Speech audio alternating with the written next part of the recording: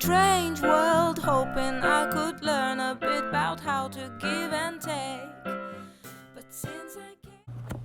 Hey lovelies, Lisa here. It is day 13 in my tower month, and I'm on the Oregon coast with one of my dearest and oldest friends in the world, who's here visiting me from out of town, and also with my two pups, with Sylvie and Opal.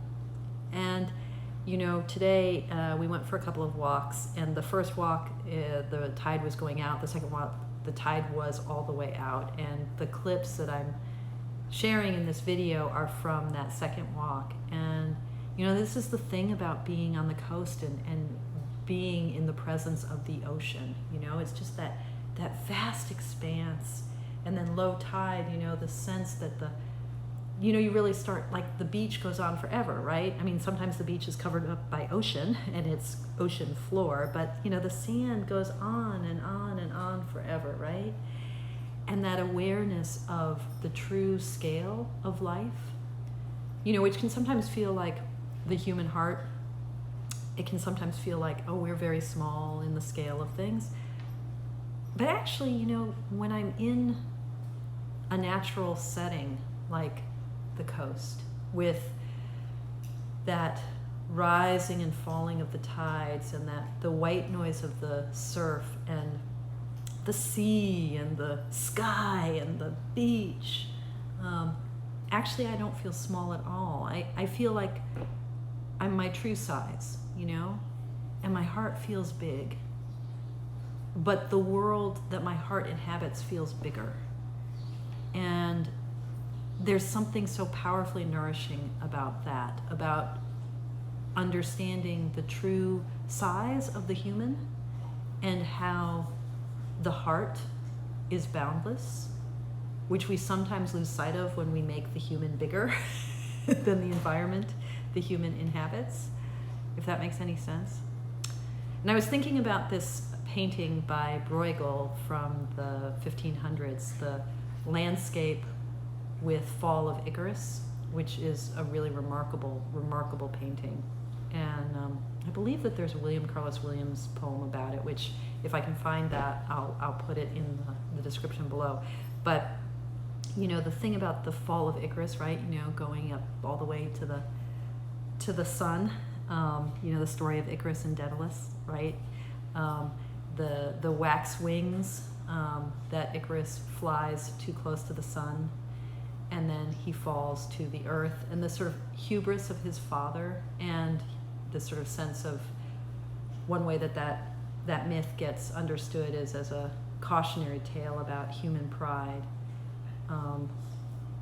But the thing about, you know, the way that our hearts and minds can soar, which can also mean that we drop from great heights, like falling from the tower,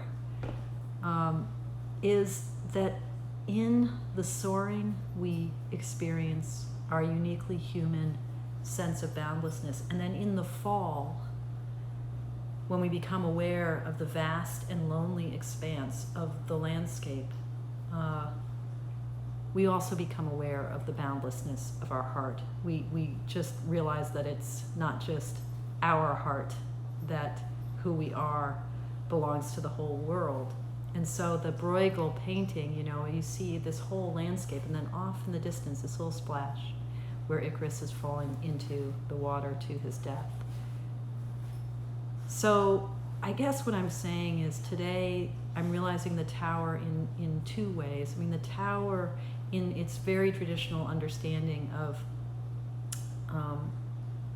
you know, the sort of us kind of hubristically, pridefully kind of rising up to our individualistic glory, you know. There is something boundless about our human heart, that we strive, that we reach, that our reach exceeds our grasp, that kind of yearning of the human heart. It's boundless. And when pretty much inevitably we come crashing down, our recognition of our true size also reveals our boundlessness, but it's our boundlessness that connects us with the whole world. It's the boundlessness of being alive. It's the boundlessness of life. So I tasted a little bit of that boundlessness today with my pups.